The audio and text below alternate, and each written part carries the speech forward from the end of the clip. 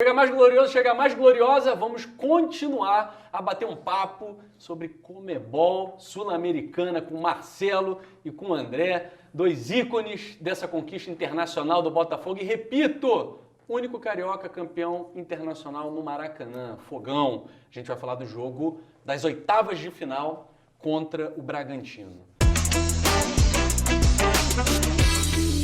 O Bragantino, para vocês terem ideia, vocês estão acompanhando aí, garotada nova, Alvinegro novo, Red Bull Bragantino. O Bragantino já era chato lá no início dos anos 90, né, não, André? Verdade. É difícil de ganhar do Bragantino, Marcelo. Nem um carioca tinha ganhado do Bragantino. Ninguém ganhava. Tava ganhando todo mundo. Tava ganhando todo mundo. 5-0 no Flamengo, sei lá quanto no Vasco. E o Botafogo não tinha vencido ainda o Bragantino nos retrospectos de futebol profissional. Então, nas oitavas de final, primeiro jogo no Caio Martins, segundo jogo no antigo Marcelo Stefani, o Botafogo venceu os dois. Placar de 3-1 no Caio Martins, 2 gols do artilheiro Simval e um desse camarada que está aqui do meu lado, Marcelo. Marcelo, quero que você fale o seguinte, o time era chato mesmo? Bragantino era. Era bom? Muito bom, muito bom. Foi um dos jogos mais difíceis que a gente teve da Conmebol, né? Eu acredito que tenha sido esse e o Atlético Mineiro também. Sim, sem falar a final, né? Sem falar a final. Na verdade, tudo uma pedreira, exceto o jogo Isso, contra o Caracas, dá pra dizer assim? Esse time do Caracas aí foi o que não deu tanto trabalho pra gente não, mas a gente não conhecia o time, né? Sim. Então a gente foi muito sério para esse jogo aí. Sim. E acho que facilitou a nossa vitória nos dois jogos. Isso é bom. Você tem memória desse teu gol? Tem sim. Tá passando aí na nossa telinha. A produção tá Acho que, jogando se aí eu não na me engano, eu telinha. recebi um passe na entrada da área, assim, bati cruzado, a bola entrou no cantinho lá.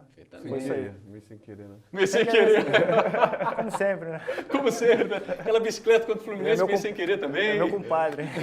Elas são amigos, hein? Eu tô de bobeira Não, não aqui. somos amigos não, nós somos irmãos. É irmão, né? Isso é muita história junto. Tem muita história Por isso que eu junto. convoquei logo os dois aqui, porque aqui o papo fica mais leve, tranquilo. São compadres também, né? Pô, muita coisa. Mas dentro de campo, você jogava na zaga, você no Eu ataque. fiz uma assistência, a gente joga junto, jogamos juntos no contra o Atlético Botafogo Mineiro. e jogamos juntos no Rio Branco de Americana. Ah, você também jogou E eu 95. fiz, 95. Eu lembro de uma assistência. No Maracanã foi. Foi nesse jogo do Atlético gol de Mineiro, que nós cabeça ganhamos de do 2-1. Atlético Que eu fiz o gol e deu passe pro Moisés no segundo. Foi passe dele. Então, a gente vai falar, Mas agora é 93. Você tá ligadão, tá tentando aí descobrir muita história, como é muita que foi essa história e tal. E depois o jogo lá no Marcelo Stefani, muita gente achou que o Botafogo ia perder pro Bragantino. 3-2, tranquilo. Essas duas vitórias, porque o Campeonato Brasileiro, o André tava falando no vídeo anterior, o Botafogo não estava fazendo uma boa campanha no Campeonato Brasileiro, né? Nossa, tava horrível. Tava horrível. Nós ficamos, acho que 9 ou 10 jogos sem fazer gol. Tava ruim. Foi. Tava ruim. E a diferença na Conmebol, isso ajudava no rendimento do Campeonato Brasileiro? Porque continuou ruim. O que acontece? A gente que joga futebol, a esperança, ela acontece a partir do momento que você tem uma vitória. Aí você se enche de energias, né, para o próximo jogo. Só que não estava funcionando no Campeonato Brasileiro. E a gente não tinha elenco para jogar o Brasileiro e a Conmebol. Ainda tem isso, né? Já estava montando o time. A Essa pessoa toda desculpa da que base. muita gente usa hoje já Sim, valia não, lá. A gente tinha, Verdade, sim. verdade. A gente não tinha. Mas não tinha dinheiro e não tinha elenco. Pegou o pessoal todo da base subindo e alguns que vieram de fora, estava começando a se conhecer.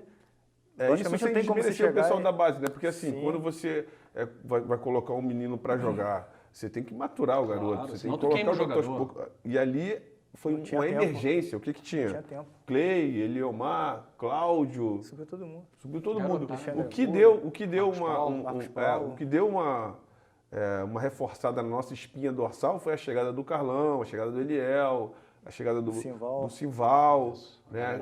Os jogadores mais experientes, o Suélio também, que é um puta de um jogador experiente, entendeu? O Wagner estava debutando ali na reserva, era o terceiro goleiro, para ter ideia, era o terceiro goleiro. Né? Primeiro o Carlão, viu o Willi, depois chegou o Wagner, entendeu? Então, assim, a dificuldade era essa, era de chegar com um elenco novo, né, para duas competições a nível de, brasileiro e Nacional e internacional. Internacional, realmente. Falando em internacional, o Botafogo passou das oitavas contra o Bragantino e foi pegar o Caracas da Venezuela. Vocês conheciam esse time? Não. Eu nunca tinha ouvido nem falar. Só que era a capital da Venezuela, né? capital da Venezuela. Quer dizer, Marcelo chegou a viajar Fui para lá. Caracas, Eu a joguei tua lesão lá. foi no jogo de volta. No jogo de volta eu fiquei fora, exatamente. O Botafogo ganhou de 1-0 do Caracas, né? O gol do Simval. E depois o Marcos Paulo foi expulso. Então o Carlos Alberto Torres falou, que principalmente nessa obra do Bernardo Braga Pascoaletti, 1993, A Estrela Solitária Brilha na América, que o Capita queria goleada. Mas com um jogador a menos, ficou difícil. Né? Mas no jogo de volta, 3-0, 2 do Rogerinho, parece que foi bem tranquilo. O time deles não oferecia nenhuma resistência, não, André? Como é que era o ataque desse time? Cara, sinceramente, era um time muito limitado. Assim. Eles estavam em casa, em Caracas, e fizeram uma médiazinha lá, mas aqui a gente conseguiu atropelar eles, não viram nenhum cheiro da bola. Primeiro tempo já estava 3-0. Já estava 3-0, fora os ameaças. Com certeza. Ô, Marcelo, você sabia que essa vitória contra o Caracas, lá na Venezuela, foi a última vitória do Botafogo durante 24 anos, só foi quebrada em 2017? Não sabia não, você me contou aqui, a gente estava conversando. Eu acho que tem muita coisa que a gente quebrou aí, com esse título da Conmebol aí. Essa vitória aí, as pessoas pensam que é fácil, né? Aí tu vê o Botafogo com dinheiro hoje, com estrutura, um pouco lógico, não tem tanto, né? Mas comparando com a gente lá, é como se a gente fosse um time de rua na época lá, que não tinha nada. Botava a camisa e ia jogar. Sim. Né? Eles não conseguem chegar hoje. Não conseguem chegar. Pra você ver a dificuldade que nós tivemos lá nesse torneio. E que, infelizmente, agora eu acho que está mudando isso, né? Não valorizaram muito. Né? E a gente está tentando mudar essa imagem desse título. Pô, como você falou, o único carioca que ganhou um título internacional dentro do Maracanã. Esse livro e a camisa do Botafogo está no Museu do Maracanã. O torcedor do Botafogo que for lá vai ver. Né? Só tem 2 peças do Botafogo no Museu do Maracanã. E uma dessas é esse título que a gente tem. Né? Então é motivo de orgulho para o botafoguense. Né? E a gente tem que valorizar muito isso aí. Motivo de orgulho para o Botafogo e mais ainda para esse grupo, que eu estou com vocês aqui para que vocês possam exatamente falar um pouco desse grupo. E aí vem o momento decisivo. O Botafogo passa pelo Caracas nas quartas de final e pega o Galo, atual campeão da Conmebol Sul-Americana. O Botafogo toma uma paulada lá de 3-1, a imprensa detona. Não vai conseguir virar. Está passando vergonha no Nacional, vai ser difícil. E aí, quero que você explique por quê. A imprensa acusou o Carlos Alberto Torres de uma tática suicida. 4-2-4, vai com tudo. Pô, mas sem proteção à defesa, como é que vai ficar o André e o Rogério ali? Queria que você falasse mais ou menos desse esquema que o Capita adotou para esse jogo contra o Galo. Então, a gente foi, no jogo de lá eu não fui, eu estava machucado ainda, fiquei fora também no jogo lá, foi 3-1. No jogo de volta, ele não jogava com 4 atacantes, né, na verdade, que era sempre o Simval na frente e eu e o Eliel, um de um lado, outro do outro, a gente fazia como meia, a gente chegava para ajudar o Simval. Então o pessoal jogou com 4 atacantes, não era 4 atacantes, nós fazíamos a meia ali, fazia a meia e chegava. E pô, a gente se matava para correr, não um doido ali, eu e o Eliel de um lado e eu do outro. Então, e a gente conseguia fazer isso. E nesse jogo, para esse jogo, como a gente precisava do resultado, ele botou mais um atacante para ficar do lado do Simval lá e eu e o Eliel continuamos fazendo a mesma função. Então, para o pessoal que não sabe, sou atacante, mas eu sabia fazer o meio campo também, como o Eliel também sabia fazer. Então a gente conseguiu, acho que encaixou direitinho. Ficou ali Alessio, Marcelo, Eliel, Simval. Eliel, Simval, exatamente. E na cobertura ali Nelson e Suélio, né? Exatamente. E aí o André Rogério, o Clay e o Perivaldo. O Perivaldo, né? André, e a batalha do Caio Martins, aquele 3-0? Queria que você falasse desse jogo, que foi um jogo épico, né? Rapaz, tem gente que acha que é fácil, né? A gente já estava com a pressão do 3-1 lá. Mas assim, o que foi mais importante naquela partida foi o antes do jogo. Legal. Foi o antes. Porque assim, eu me lembro bem que nós nos reunimos e, cara, vamos sufocar os caras. A gente foi sufocado lá dentro, porque lá dentro foi um sufoco, o Marcelo não foi. Os caras sufocaram a gente o tempo todo e conseguiram fazer os 3 gols, a gente conseguiu fazer um golzinho e a gente precisava virar esse jogo aqui. Então, a tática era sufocar os caras da mesma forma que a gente foi sufocado lá dentro. Sim. E acabou dando certo. O Rogério, acho que fez gol nesse jogo. Na cabeçada do Marcelo. O cara tirou em cima da linha. Do rebote, né? Cabeceou, ele defendeu, ele fez o gol. E assim, ali a gente vai chegar, eu sei que a gente vai chegar na final, mas ali veio a certeza de que nós não poderíamos deixar o título escapar, de maneira nenhuma. A partir aquele jogo ali, para mim, foi o melhor jogo da minha vida. Pô, que legal, até hoje. Eu tinha 23 anos na época, e assim, é um jogo que entrou para a história, porque assim, por tudo que a gente já tinha passado, por tudo que a gente estava vivendo naquele momento, eu hoje trabalho com futebol e eu falo para os meus jogadores que eles têm que acreditar. A partir do momento que eles acreditarem, eles vão conseguir fazer o drible, eles vão conseguir fazer a assistência, eles vão conseguir fazer o gol. E aquele momento ali do vestiário, antes do jogo, nós acreditávamos. Entendeu? E isso fez com que a gente chegasse à vitória. Pô, maravilha. Gostei desse depoimento, Marcelo. Eu lembro, Guilherme, quando a gente fez o terceiro gol, eu corri tanto naquele jogo que eu caí, naquele Deus chutou, que a gente fez o terceiro gol, eu caí tava estafado, né? Não tinha mais força para nada. E eu até falei pro capitão em sair do jogo. Saí, ele foi me deu um abraço no rapaz. O Rogerinho entrou no teu lugar, não foi? Não? Foi, eu entrei, saiu no finalzinho já. A gente fez o terceiro gol, eu pedi para sair porque não estava aguentando mais. Eu caí no chão ali, de tanto que a gente correu aquele jogo. Mas a gente foi não tinha tática, não tinha nada. A gente falou esse negócio de jogar com 4 tinha que dar vida. A gente deu a vida naquele jogo ali. Eu acho que ali a gente conquistou o título da Conmebol.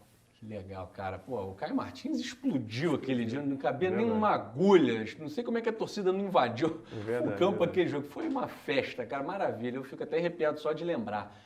Só que vocês falaram que depois daquele jogo veio um sentimento de, pô, não dá para deixar escapar. Pergunto, vocês sabiam que ia enfrentar o Peñarol, né?